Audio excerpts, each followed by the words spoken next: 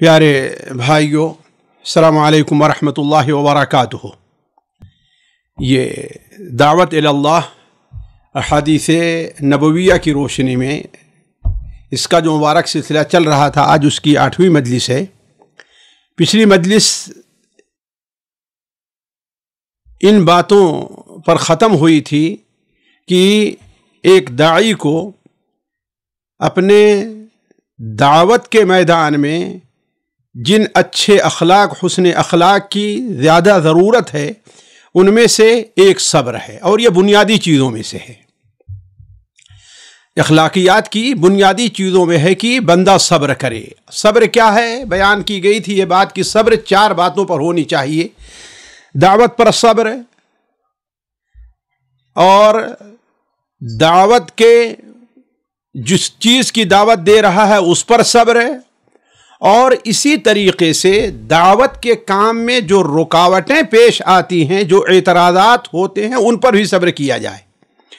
اس لیے کہ کوئی بھی داعی ہو، انبیاء علیہم الصلاۃ سے لے کر کے آج تک جو کوئی بھی دعوت کے لیے اٹھتا ہے، اس کے سامنے مختلف قسم کی رکاوٹیں آتی ہیں۔ کبھی یہ رکاوٹیں مال کی شکل میں ہوتی ہیں، کبھی یہ رکاوٹیں مخالف کی شکل میں ہوتی ہیں، کبھی یہ مخالفیں اپنے معاشرے کی شکل میں ہوتی ہیں، یعنی اس کی مختلف نوعیت ہوتی ہے۔ دعوت کے میں کیا رکاوٹیں پیش آتی ہیں ایک الگ موضوع ہے، لیکن یہاں جو صرف اشارہ اس طرف کرنا ہے کہ دعوت کے کام میں جہاں کہیں بھی رکاوٹ آئے، خواہ مالی طور پر رکاوٹ آ رہی ہے، اسلام دشمن جو طاقتیں ہیں ہمارے اوپر اعتراض کر رہے ہیں، ان کی طرف سے رکاوٹ آ رہی ہے، اپنے خاندان کی طرف سے رکاوٹ آ رہی ہے، یا اپنے معاشرے اور ماحول کی طرف سے رکاوٹ آ رہی ہے، داعی کو چاہیے کہ اس کے اوپر بھی صبر کرے۔ جو داعی ان رکاوٹوں پر صبر نہیں کرے گا اور رکاوٹوں سے دل برداشتہ ہو کر کے اس کام کو چھوڑ دے گا، وہ اپنی دعوت میں کبھی کامیاب نہیں ہو سکتا۔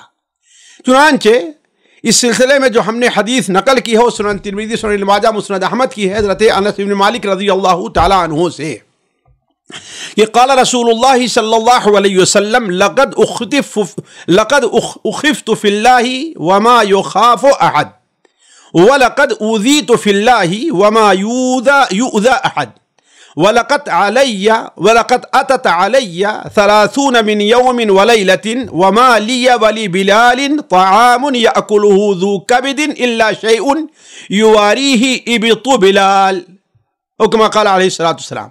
یہ ایک حدیث ہے جس میں نبی کریم صلی اللہ علیہ وسلم نے ان رکاوٹوں کا ذکر کیا ہے، بعض ان رکاوٹوں کا جو رکاوٹیں ایک داعی کے سامنے یا آپ صلی اللہ علیہ وسلم کے سامنے جو رکاوٹیں پیش آتی تھیں۔ تو حضرت انس بن مالک رضی اللہ تعالیٰ عنہ سے روایت ہے کہ رسول اللہ صلی اللہ علیہ وسلم نے فرمایا لقد اخفت فی اللہ وما یخاف احد، مجھے اللہ تبارک و تعالیٰ کے بارے میں خوف دلایا گیا۔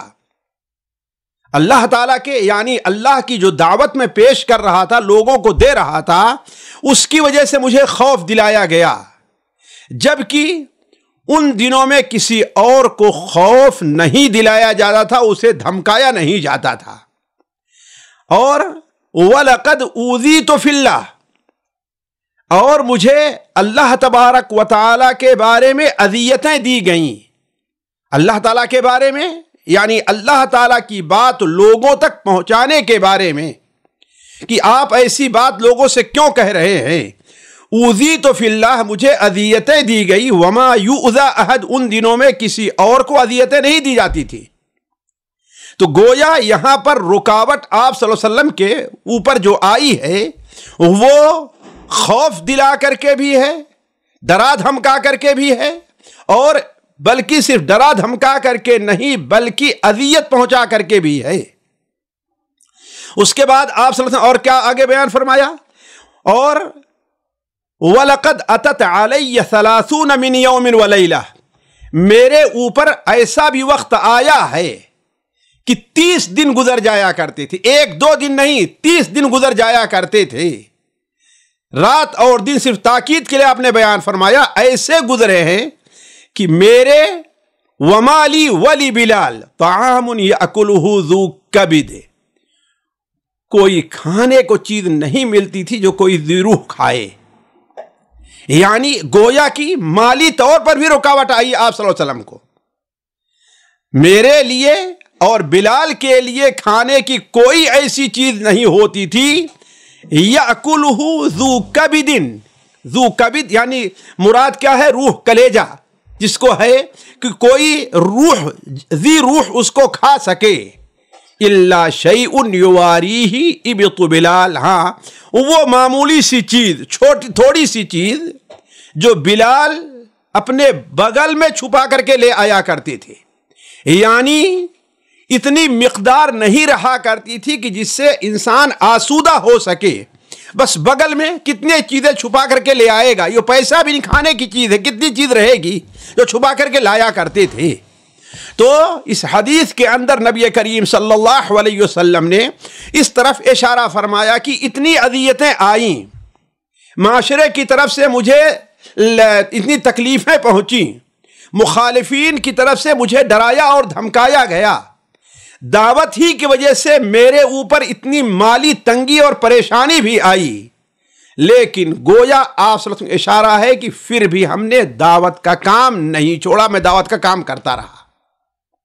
اس حدیث کو سامنے رکھیں تو جو موضوع ہم نے رکھا ہے اس پر کئی اعتبار سے ہمیں فائدہ ملتا ہے۔ ایک تو یہ، ہر وہ دعوت جو خیر کی طرف ہوتی ہے اس کے مخالفین اور اس پر اعتراض کرنے والے بکثرت ہوتے ہیں، جیسا کہ اللہ تبارک و تعالی نے فرمایا ہے وَكَذَلِكَ جَعَلْنَا لِكُلِّ نَبِيٍّ عَدُوًّا مِّنَ الْمُجْرِمِينَ وَكَفَى بِرَبِّكَ هَادِيًا وَنَصِيرًا۔ جعلنا لِكُلِّ نبی، آپ صلی اللہ علیہ وسلم کو اس سے پہلے یہ بیان کیا گیا ہے کہ اللہ کے رسول صلی اللہ علیہ وسلم کو کس طریقے سے آپ کو تکلیف پہنچائی جاتی تھی، بلکہ اس میں اس واقعے کی طرف اشارہ بھی ہے کہ آپ صلی اللہ علیہ وسلم کو زد و کوب کیا جاتا تھا۔ اس واقعے پر اشارہ بھی ہے کہ ایک ظالم نے صرف دعوت کی وجہ سے آپ صلی اللہ علیہ وسلم کے چہرے کے اوپر تھوک بھی دیا تھا، یوم یعض الظالم علی یدیہ یقول یا لیتنی اتخذت مع الرسول سبیلا، یعنی یہ پوری باتیں۔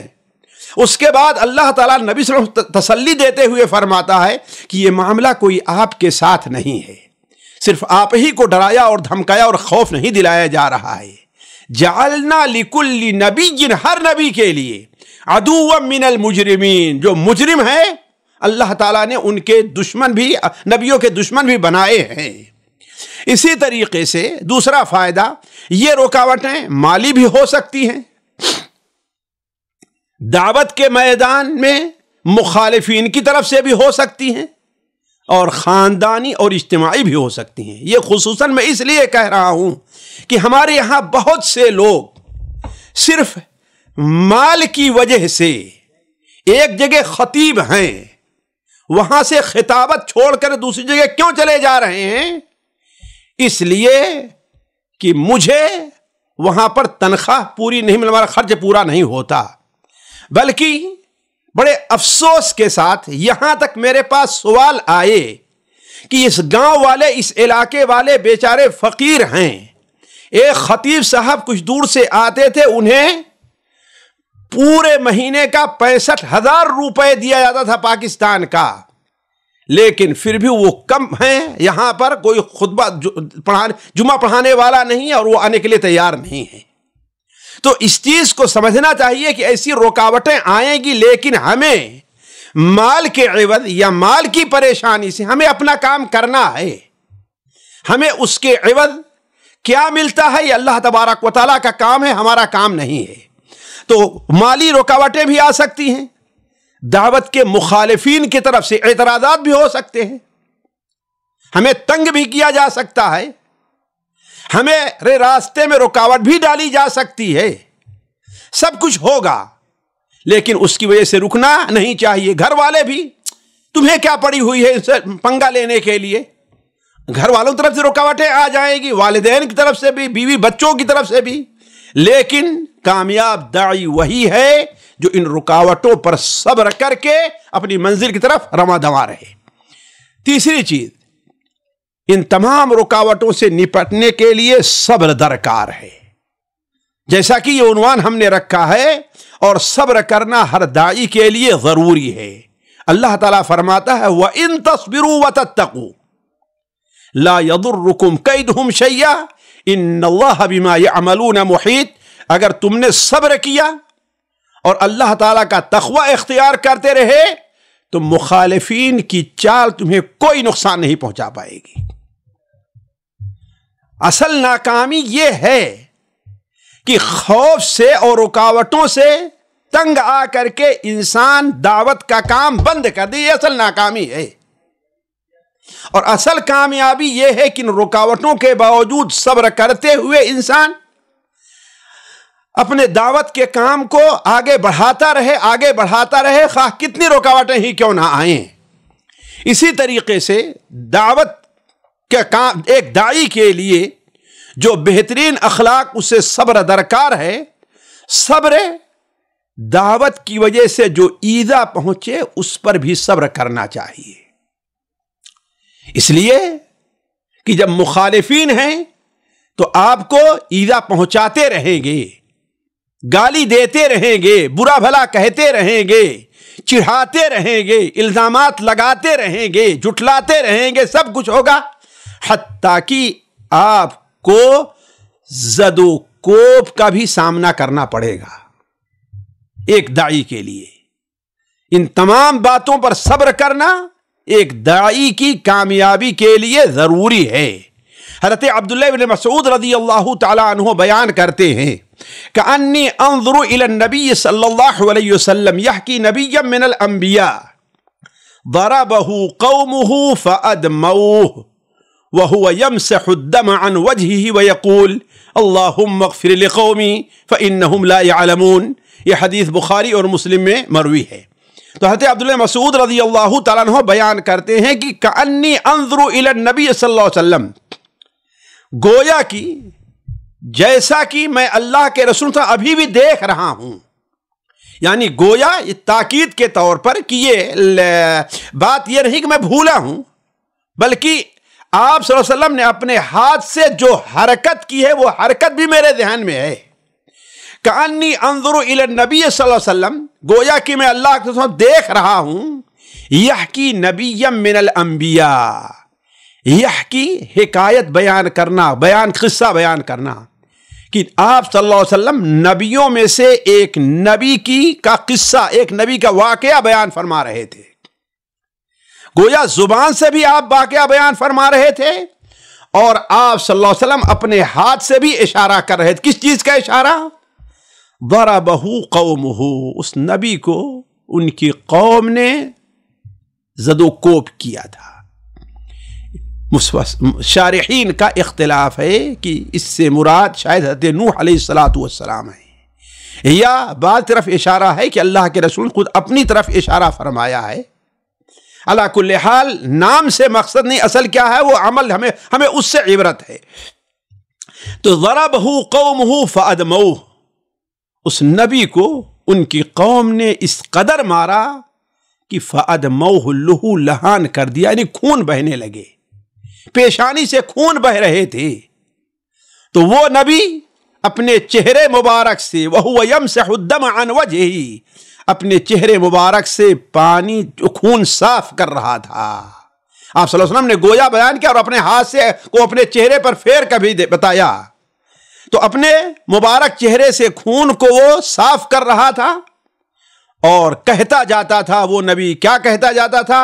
اللہم اغفر لقومی فإنہم لا يعلمون، اے اللہ تبارک و تعالی میری قوم کو معاف کر دے اس لیے کہ وہ لا علم ہیں۔ تو فوائد میں اس سے متعلق پہلی چیز دیکھیے، ضروری ہے کہ داعی کو اس کے دعوت کے عوض اذیتیں پہنچیں، یہ اللہ تبارک و تعالیٰ کی سنت رہی ہے۔ قرآن مجید میں اللہ تبارک و تعالیٰ نے اس چیز کو متعدد جگہ بیان کیا، اور صرف اسی لیے تاکہ ہمیں اور آپ کو اس سے عبرت ہو، ہمیں اور آپ کو تسلی ہو کہ آج اگر ہمیں اذیت پہنچائی جا رہی ہے، چاہے زبان کے ذریعے سے ہے، چاہے ہمارا مال چھین کر کے ہے، چاہے ہمیں زد و کوب کر کے ہے، قتل کر کے ہے، تو یہ کوئی نئی چیز نہیں ہے۔ یہ تمام انبیاء علیہ السلام کے ساتھ یہ معاملہ پیش آتا رہا ہے.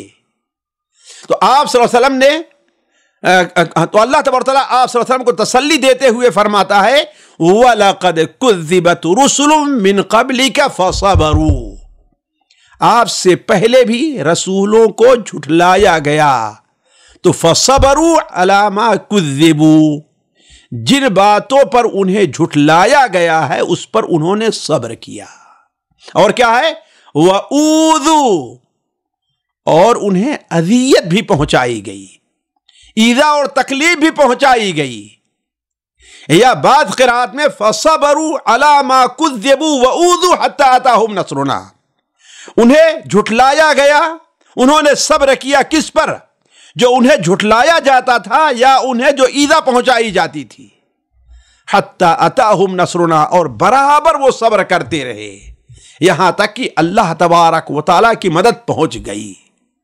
اور ظاہر بات ہے اللہ تعالیٰ کی مدد اتنا جلدی آسانی سے نہیں آتی ہے، بڑی قربانیاں چاہتی ہے، صبر چاہتی ہے. بغیر صبر کے اللہ تعالیٰ کی مدد نہیں ہے. وَلَا مُبَدِّلَ لِكَلِمَاتِهِ، اللہ تبارک و تعالیٰ کے کلمات کو کوئی بدلنے والا نہیں ہے. تو یہ انبیاء اللہ کے رسول، اللہ تعالیٰ کی سنت رہی ہے کہ رسولوں کو جھٹلایا جاتا تھا اور رسولوں کو اذیتیں پہنچائی جاتی تھیں. اس میں اب کوئی تبدیلی نہیں ہے، اور آپ کے پاس رسولوں کی خبر اس لیے ہم نے بیان کر دیا ہے. ایک جگہ اور اللہ تعالیٰ فرماتا ہے كَذَلِكَ مَا أَتَى الَّذِينَ مِن قَبْلِهِم مِّن رَّسُولٍ إِلَّا قَالُوا سَاحِرٌ أَوْ مَجْنُونٌ. ایسے ہی آپ سے پہلے جو بھی رسول آئے ہیں انہیں کہا گیا کہ یہ جادوگر ہے اور یہ مجنون ہے.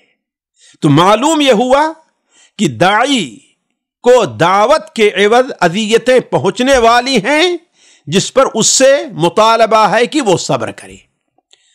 دوسری چیز، یہ اذیتیں سب و شتم کے ذریعے بھی ہو سکتی ہیں، اتہام اور تکذیب کے ذریعے بھی ہو سکتی ہیں، مال و جائیداد سے محروم کر کے بھی ہو سکتی ہیں، اور ضرب و قتل کے ذریعے بھی ہو سکتی ہیں. اس پر توجہ دینی چاہیے. صرف ایک نہیں، یعنی گویا کی زبانی اذیت سے لے کر کے جان دینے تک، جان لینے تک یہ لوگ اذیتیں انبیاء کو دیتے رہیں گے، اللہ کے انبیاء کو دیتے رہے ہیں اور اللہ تعالیٰ کے دین طرف داعیوں کو دیتے رہیں گے. جیسا کہ اللہ تبارک و تعالیٰ نے ہمیں اور آپ کو بڑے واضح طور بیان فرما دیا ہے لَتُبْلَؤُنَّ فِي أَمْوَالِكُمْ وَأَنفُسِكُمْ وَلَتَسْمَعُنَّ مِنَ الَّذِينَ أُوتُوا الْكِتَابَ مِنْ قَبْلِكُمْ وَمِنَ الَّذِينَ أَشْرَكُوا أَذًى كَثِيرًا. البتہ ضرور بالضرور تمہیں مالوں کے ذریعے اور جانوں کے ذریعے آزمایا جاتا رہے گا، اور یقیناً ضرور بالضرور تم اہل کتاب سے اور مشرکین سے بڑی اذیت اور تکلیف کی باتیں تم سنو گے. ایسے موقع پر تمہیں کیا کرنا ہے؟ وَإِن تَصْبِرُوا وَتَتَّقُوا فَإِنَّ ذَلِكَ مِنْ عَزْمِ الْأُمُورِ. اگر تم صبر کرتے رہے اور اللہ تبارک و تعالیٰ کا خوف رہا اور ڈرتے رہے تو فَإِنَّ ذَلِكَ مِنْ عَزْمِ الْأُمُورِ، بڑی عزم کی بات یہی چیز ہے. چوتھی چیز، تیسرا فائدہ، داعی کو بڑا عالی ظرف ہونا چاہیے. یعنی کیا معنی ہے؟ کیا معنی ہے؟ یہ نہیں کہ ہر کوئی جو اسے اذیت پہنچا رہا اس سے بدلہ لینے کے لیے کھڑا ہو جائے. نہیں، ان ذالک من عزم الامور، اس معنی میں کہ مخالفین کی اذیت پر صبر کرے اور عفو و درگزر سے بھی کام لے، جیسا کہ اس نبی نے کیا. اس نبی نے صرف یہی نہیں کیا ساتھیوں کہ صبر کیا، بلکہ اس سے آگے بڑھ کر کے ان کے لیے دعائیں دیتا رہا. کتنا عالی ظرف ایک نبی ہوا کرتا ہے. داعی کو بھی ایسا ہونا چاہیے کہ نبی قوم نے مارا، اذیت پہنچائی، یہاں تک کہ لہو لہان کر دیا گویا کی، اس کے باوجود بھی نبی ایک کنارے بیٹھ کے کیا کہتا ہے؟ اللہم اغفر لقومی فإنہم لا یعلمون. اے اللہ تعالیٰ میری قوم کو بخش دے، وہ جانتے نہیں. تو کہنے کا مطلب یہ ہے کہ ایک داعی کو بڑا ہی عالی ظرف ہونا چاہیے، مخالفین کی اذیت پر صبر کرے اور عفو درگزر سے کام لے. اور ایک بڑی اہم چیز ذرا غور کریں، داعی کو یہ بات سمجھنی چاہیے کہ عموماً جو لوگ، یہ تجربے کی بات ساتھیوں بتا رہا ہوں میں، اور اس حدیث سے بھی اشارہ ملتا ہے، عموماً داعی کی مخالفت کرنے والے زیادہ لوگ جہالت اور نادانی ہی کی وجہ سے ان کی مخالفت کرتے ہیں۔ اگر اس چیز کو ہم اپنے ذہن میں بیٹھا لیں کہ کوئی آدمی ہماری مخالفت کر رہا ہے، ہمیں تنگ کر رہا ہے، خاص طور پر وہ لوگ جو آدھے علم والے یا عوام ہوا کرتی ہیں، وہ ہماری جو ہم بتا رہے ہیں اس کی اہمیت کو سمجھتے نہیں، اس لیے مخالفت کیا کرتے ہیں۔ اگر ہم نے یہ چیز اپنے ذہن میں بیٹھائی تو ہم ان کی طرح ان کے مخالف نہیں ہوں گے، اور نہ ہی ان کی بری باتوں کا جواب ہم بری بات سے دیں گے، بلکہ ہم عفو اور درگزر سے کام لیں گے۔ اللہم اغفر لقومی فإنہم لا یعلمون، اس لیے کہ وہ جانتے نہیں ہیں۔ ساتھیو، تیسری صفت جو داعی کے اندر ہونی چاہیے، بنیادی صفتوں میں سے جو ہونی چاہیے، وہ حلم اور بردباری ہے۔ یہ حسن خلق کی ایک بڑی اہم چیز ہے۔ یعنی اس کی حقیقت کیا ہے؟ ہمارے زبان میں عام طور بردباری کا لفظ بولا جاتا ہے، اصل میں اس کا کیا ہے کہ انسان کے دل میں، انسان کے اندر غصہ پیدا ہو، کسی بات پر اس کی مخالفت کا، کسی کے مخالفت کا جذبہ بھڑکے انسان کے دل میں۔ ایسے موقع پر انسان اپنے اوپر قابو پا لے، کنٹرول کر لے، اور قدرت کے باوجود انتقام نہ لے، یہی چیز حلم ہے۔ حلم اور بردباری، ذرا غور کریں کہ غصہ آئے، جذبات بھڑکیں، اور ہمارے جس نے ہمیں غصہ دلایا ہے، جس نے ہمارے جذبات کو ابھارا ہے، ہم اس سے بدلہ بھی لے سکتے ہیں، ہم اس کو پکڑ بھی سکتے ہیں، لیکن اس کے باوجود ہم برداشت کر لیں، یہی چیز حلم اور بردباری ہے۔ اور ایک داعی کے لیے یہ بڑی ضروری چیز ہے، بڑی ضروری چیز ہے۔ انبیاء علیہ السلام کی سیرت پڑھیں آپ کو اندازہ لگے گا کہ انبیاء علیہ السلام کتنے حلیم ہوا کرتے تھے۔ ہمارے نبی صلی اللہ علیہ وسلم کی سیرت کو پڑھیں، کس قدر آپ حلیم تھے۔ تو کہنے کا مطلب داعی کو اپنے اندر یہ چیز پیدا کرنے کی کوشش کرنی چاہیے۔ پہلی حدیث اس سلسلے میں جو ہم نے نقل کی ہے وہ حضرت عبداللہ بن عباس رضی اللہ تعالیٰ عنہ کی ہے، امام بخاری کی کتاب الادب المفرد میں، اور حضرت امام مسلم رحمہ اللہ اپنی کتاب صحیح مسلم کے اندر حضرت عبداللہ بن عباس سے روایت کرتے ہیں کہ قال النبی صلی اللہ علیہ وسلم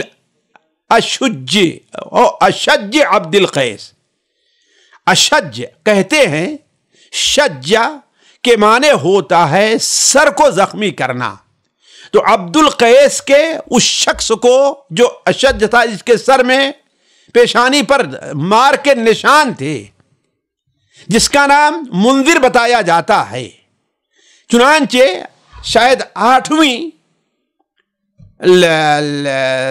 ہجری میں، یا بعض علماء نے کہا کہ اس سے پہلے جب عبد القیس کا وفد آیا تو اس میں یہ بزرگ بھی شریک تھے، تو وفد کے لوگوں نے جلدی سے اپنا سامان رکھا اور آپ صلی اللہ علیہ وسلم کے پاس چلے گئے، لیکن یہ جو منذر رضی اللہ تعالی عنہ تھے، انہوں نے انتظار کیا، اطمینان سے بیٹھے، اپنے سامان رکھا، اپنے کپڑے تبدیل کیے، اور پھر بڑی متانت اور سنجیدگی کے ساتھ آپ صلی اللہ علیہ وسلم کی خدمت میں داخل ہوئے۔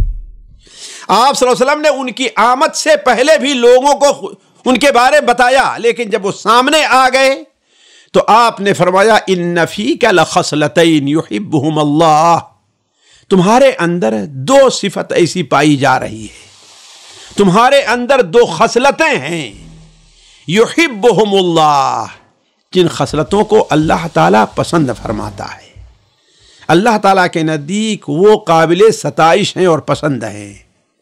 وہ خصلتیں کیا ہیں؟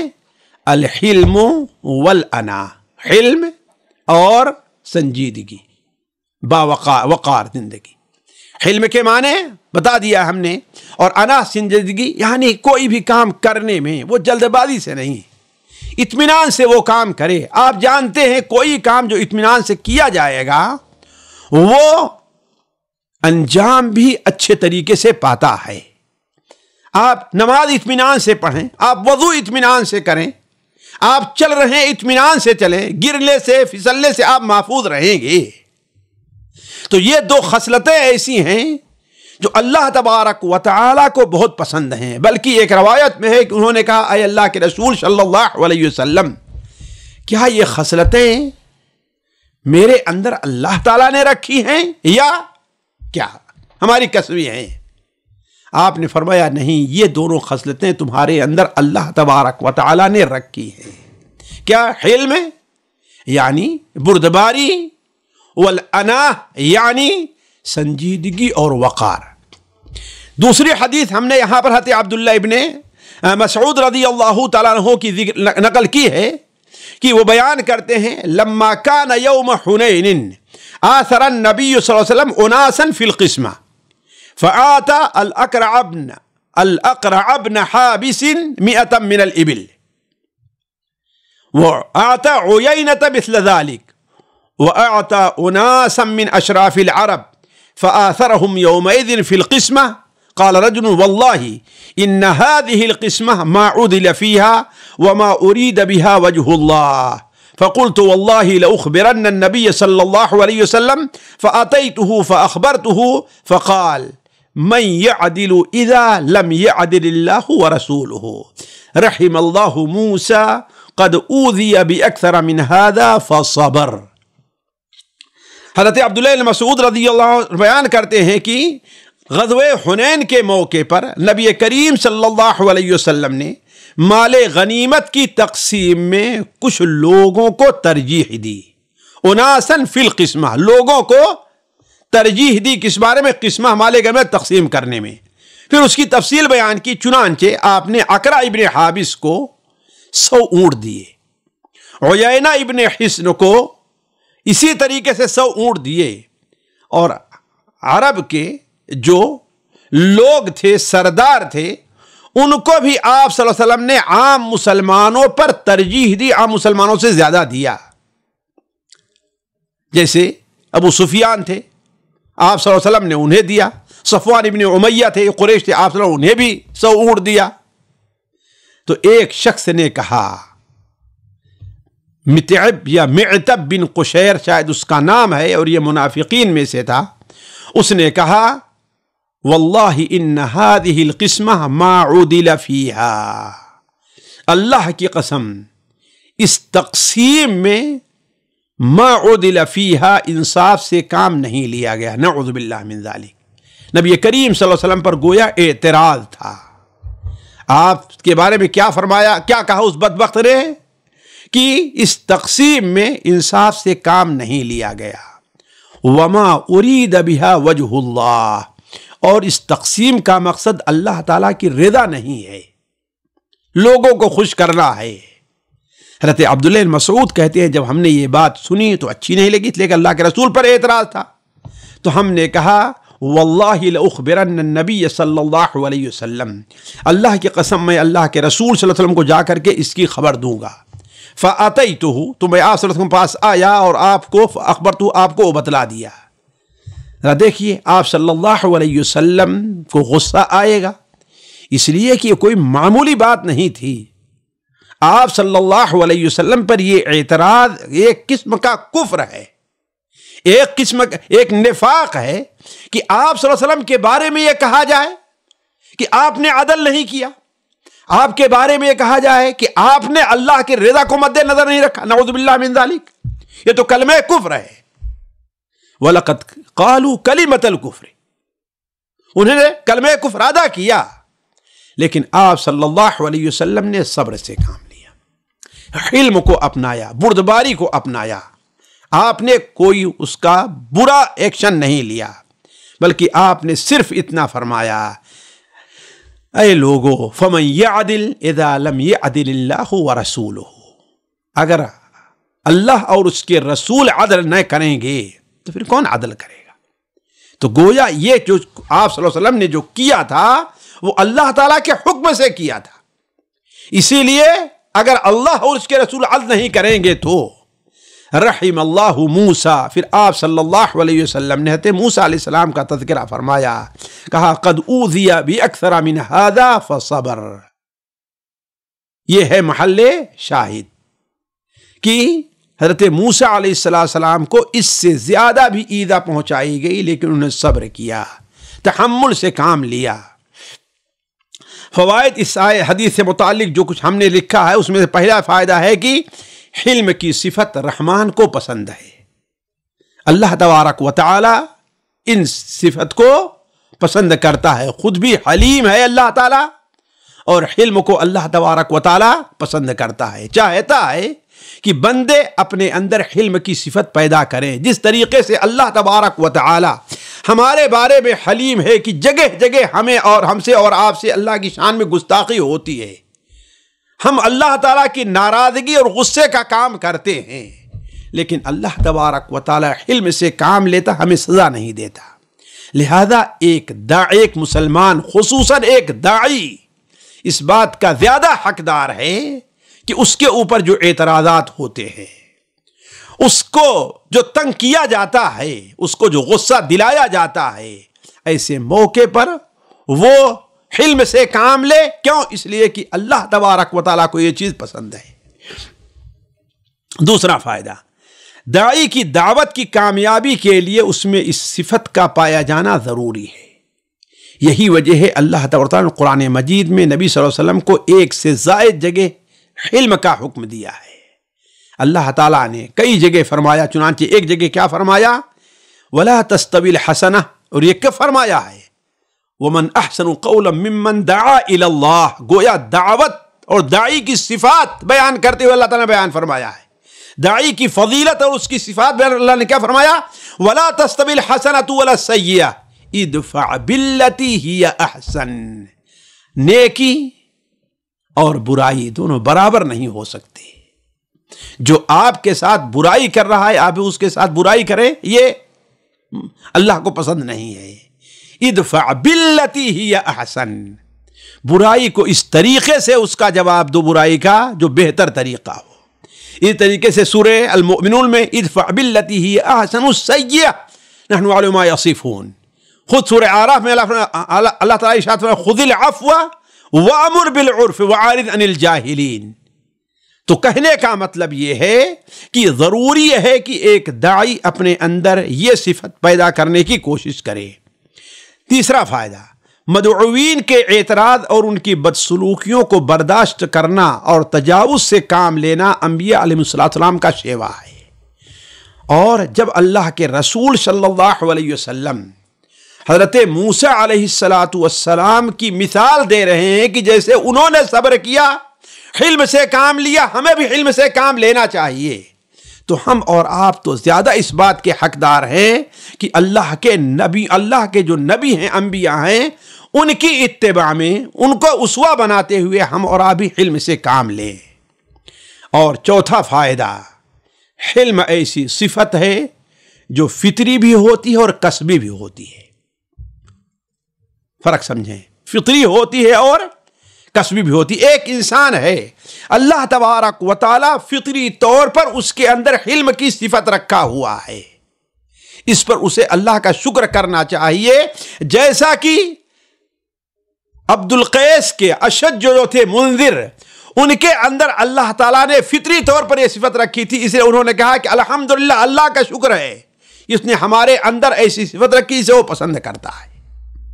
اور دوسری جو ہے وہ کسبی ہے, یعنی اللہ نے بطور آزمائش کے اپنی حکمت کے طور پر اس کے اندر حلم کی صفت تو نہیں ہے, جلدی غصہ آتا ہے, جذبات میں آ جاتا ہے, اور ایسا جذبات میں آتا ہے کہ اپنے اوپر اسے کنٹرول نہیں رہتا, قابو نہیں رہتا. لیکن اسے حلم کی جو اہمیت ہے, حلم کے جو فائدے ہیں, حلم کے جو فضائل ہیں, ان کو سامنے رکھ کر کے اپنے اندر یہ صفت پیدا کرنے کی کوشش کرنی چاہیے. جیسا کہ نبی کریم صلی اللہ علیہ وسلم کی حدیث امام طبرانی کی المعجم الاوسط کے اندر، امام بیہقی کی شعب الایمان میں ابو درداء سے مروی ہے، علامہ البانی رحمہ اللہ اسے صحیحہ میں نقل کرتے ہیں کہ انما العلم بالتعلم والحلم بالتحلم، علم سیکھنے سے آتا ہے، علم کسی کو ملتا ہے سیکھنے سے، ویسے ہی انما الحلم بالتحلم، بردباری انسان کے اندر اپنے اندر بردباری کی صفت بتکلف پیدا کرنے سے آتی ہے۔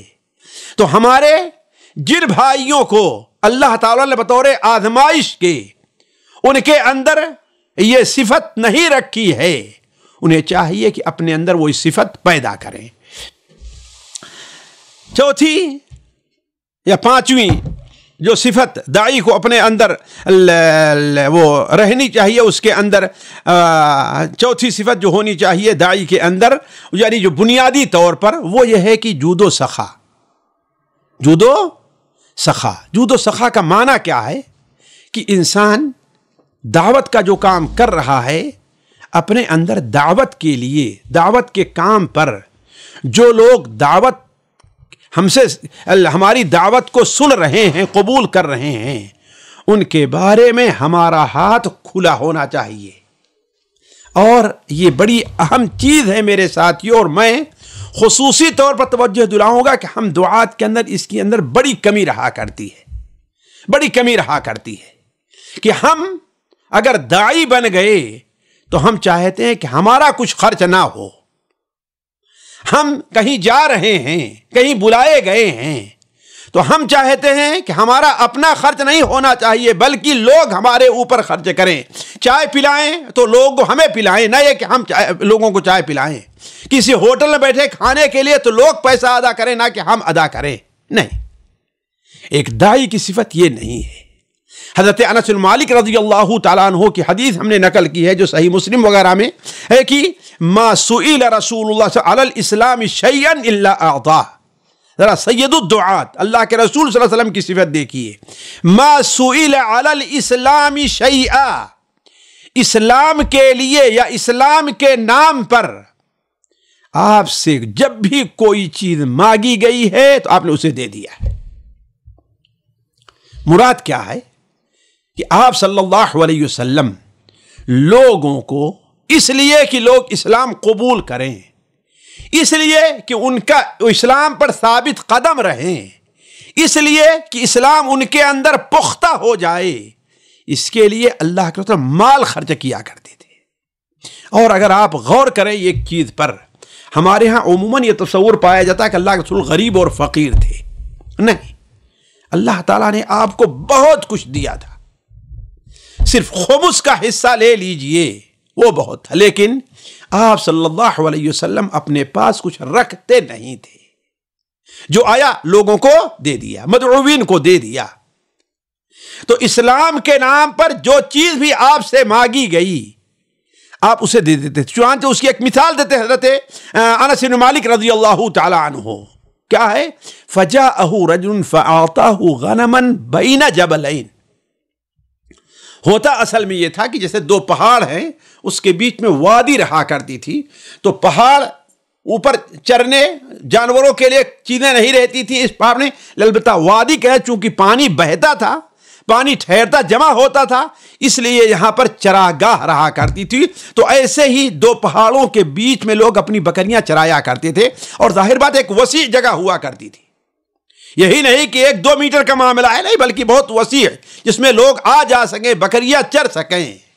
تو آپ صلی اللہ علیہ وسلم کے پاس ایک شخص آتا ہے تو آپ نے اسے 2 پہاڑوں کے بیچ جتنی بکریاں سما جائیں آپ نے اتنی بکریاں اسے دے دی۔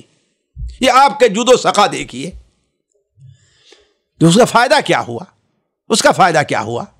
فقال، جب وہ اپنی قوم کے پاس واپس گیا تو کہا یا قومی اسلموا، اے میری قوم کے لوگوں اسلام قبول کر لو، مسلمان ہو جاؤ، اس لیے کہ محمد صلی اللہ علیہ وسلم ایسا عطیہ دیتے ہیں، محمد صلی اللہ علیہ وسلم اتنا کچھ دے دیتے ہیں کہ لا یخشى الفاقہ، انہیں فقر و فاقہ کا ڈر نہیں ہوتا، یعنی وہ جو کچھ رہتا سارا کا سارا دے دیا کرتے ہیں۔ دوسری حدیث اس سے بھی واضح ہے، یہ صفوان ابن امیہ رضی اللہ تعالیٰ عنہ سے مروی ہے، یہ مکہ کے سرداروں میں تھے، خصوصاً غزوہ بدر کے بعد جن لوگوں کو مکے کی سرداری ملی تھی ان میں حضرت ابو سفیان، صفوان ابن امیہ، یہ لوگ، سہیل ابن عمرو، یہ لوگ تھے۔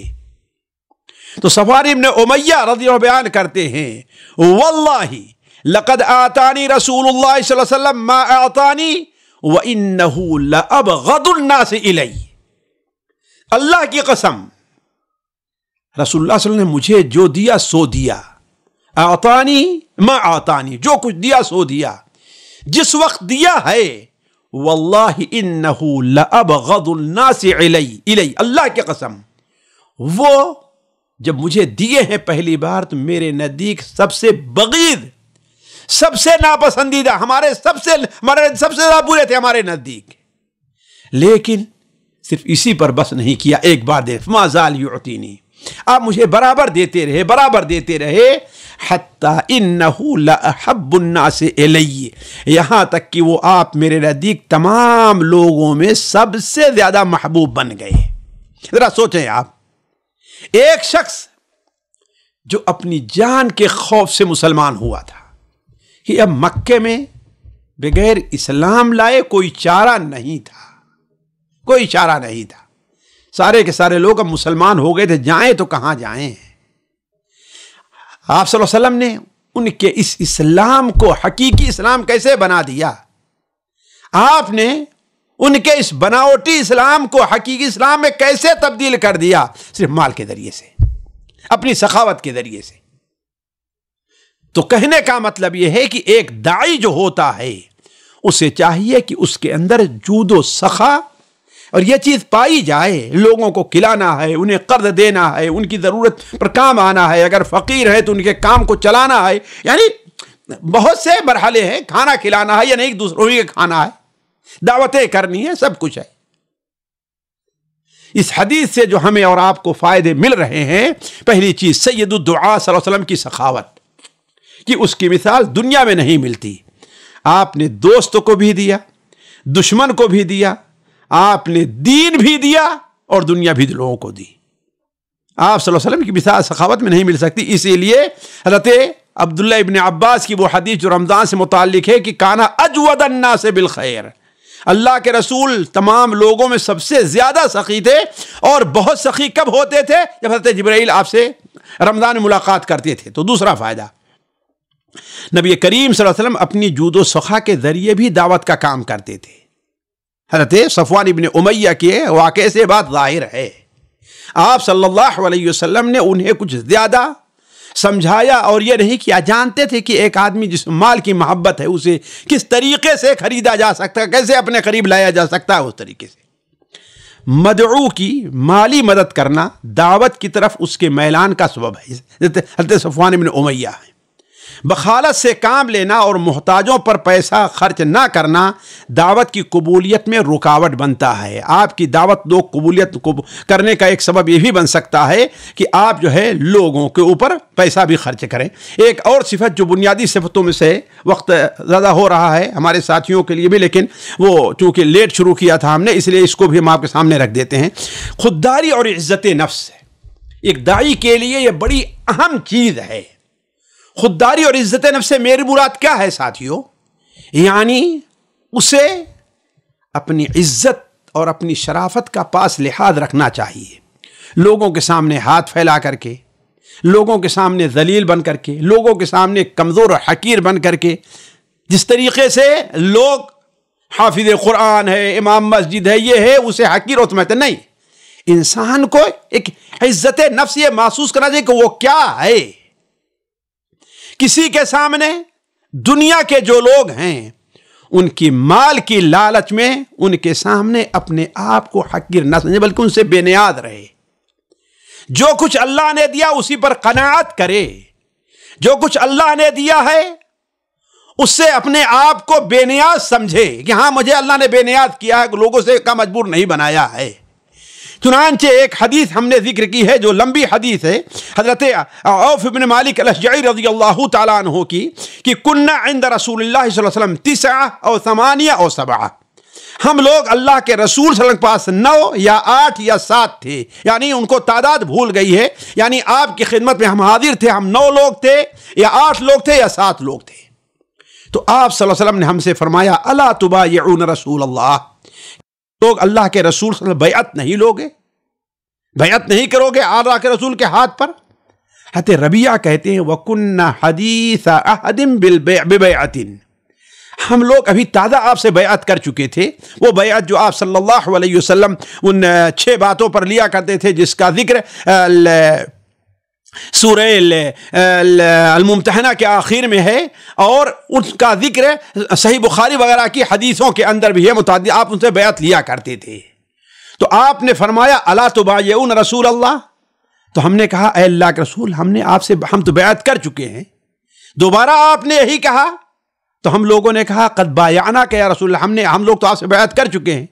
پھر تیسری بار بھی آپ نے جب فرمایا الا تبایعون رسول اللہ، اللہ کے رسول صلی اللہ علیہ وسلم ان سے بیعت نہیں کرو گے؟ تو ہم لوگوں نے اپنا ہاتھ پھیلا دیا اور کہا اے اللہ کے رسول صلی اللہ علیہ وسلم قد بایعناک یا رسول اللہ فعلی ما نبایعک، ہم تو بیعت کر چکے ہیں، اب آپ ہم سے کس بات پر بیعت لینا چاہتے ہیں؟ آپ نے فرمایا علی ان تعبد اللہ، پہلی چیز یہ ہے کہ اللہ تعالیٰ کی عبادت کرنا، اور صرف اللہ کی، ولا تشرکوا بہ شیئا، اس کا شرک نہ، کسی کو شریک نہ ٹھہرانا، والصلوات الخمس، 5 نمازوں کی کے پڑھنے پر، ان کے اہتمام پر، وتطیعوا، اور اطاعت کرنا اپنے امیر کی، کسی کو تمہارے اوپر نگراں بیان کر دیا جائے تو اس کی تم اطاعت کرنا۔ اس کے بعد وَأَسَرَّ كَلِمَةً خَفِيَّةً، آپ نے ایک بات آہستہ سے کہی، ہم سارے لوگ سن نہیں پائے، وہ آہستہ کیا بات تھی؟ یہی چیز میرے ذکر کا مقصد ہے، وَلَا تَسْأَلُ النَّاسَ شَيْئًا، لوگوں سے کچھ بھی نہ مانگنا، لوگوں سے کسی چیز کا سوال نہ کرنا، حتیٰ کہ علماء نے اس میں لیا ہے کسی سے یہ بھی نہ کہنا کہ میرے لیے دعا کرو، لا تسأل الناس شیئا، لوگوں سے کچھ بھی نہ مانگنا۔ تو راوی کہتے ہیں حضرت عوف رضی اللہ تعالیٰ فَلَقَدْ رَأَيْتُ بَعْدَ أُولَئِكَ النَّفَرَ يَسْقُطُ صَوْتَ أَحَدِهِمْ فَمَا يَسْأَلُ أَحَدًا يُنَاوِلُهُ إِيَّاهُ، ہم نے دیکھا ہے کہ ان لوگوں کا حال اس بیعت کے بعد یہ تھا کہ ان میں سے کسی کا چابک، کسی کا کوڑا زمین پر گر جاتا تو وہ کسی سے یہ نہیں کہتا کہ مجھے اٹھا کر دو، بلکہ اپنی سواری سے اترتا اور خود اٹھا کر اپنے لے لیتے، یعنی اتنی چیزیں بھی نہیں مانگا کرتا تھا۔ تو گویا کہ آپ صلی اللہ علیہ وسلم صحابہ کی تربیت، دعات کی تربیت کس بات پر کر رہے ہیں؟ کہ اپنی آپ کو لوگوں کے مال سے بے نیاز سمجھو۔ ایک اور حدیث ہم نے نقل کی ہے جو علامہ البانی صحیحہ میں نقل کریں، طبرانی کبیر وغیرہ کے حوالے سے، کہ اللہ کے رسول صلی اللہ علیہ وسلم نے ارشاد فرمایا استغنوا عن الناس ولو بشوس السواک، ذرا غور کریں، لوگوں سے بے پرواہ رہو، ان کے مال کی، ان کی دولت کی، ان کے محلات کی، محلوں کی لالچ نہ کرو، بلکہ لوگوں سے بے نیاز رہو، ولو بشوس سواک، خواہ مسواک کا دھون بھی نہ ہو۔ اس سے مراد یہ ہے کہ انسان جب مسواک کرتا ہے تو بسا اوقات اس کے بعض ٹکڑے جو ہے انسان کے منہ کے اندر، یعنی جس کی بڑے چھوٹے ہیں، کوئی اس کی اہمیت نہیں ہے، آپ نے نہیں کہا خواہ مسواک تو بڑی چیز ہو گئی، گویا اتنی چیزیں بھی لوگوں سے نہ مانگ کر کے اپنے آپ کو لوگوں سے بے نیاز کرو۔ اس حدیث پر جو ہم نے فوائد نقل کی ہے، پہلا فائدہ ہے لوگوں کے ہاتھوں میں جو مال و اسباب ہے اس سے بے نیازی ایک داعی کی صفت ہونی چاہیے۔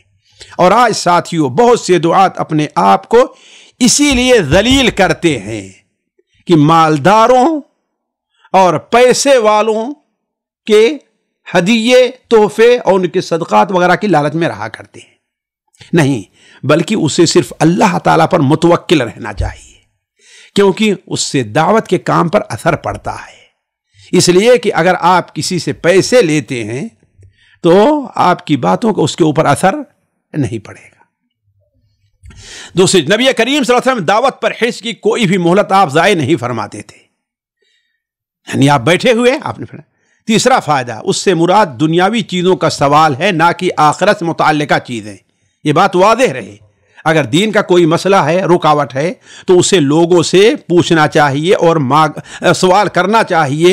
سوال یہاں جو ممنوع ہے وہ کس کے بارے میں ہے؟ وہ دنیاوی چیزوں کے بارے میں ہے. چوتھا فائدہ، داعی کو چاہیے خواہ معمولی چیز ہی کیوں نہ ہو اسے لوگوں سے طلب نہ کرے. اللہ تعالیٰ سے دعا ہے کہ اللہ تعالیٰ ہمیں اور آپ کو یہ صفات اپنے اندر پیدا کرنے کی توفیق عطا فرمائے. اللہ تبارک و تعالیٰ ہمیں اور آپ کو لوگوں سے بے نیاز کرے، ہمارے اندر حلم اور اس صفات کو پیدا کرے. سبحانک اللہم و بحمدک، اشہد ان لا الہ الا انت، استغفرک و اتوب الیک.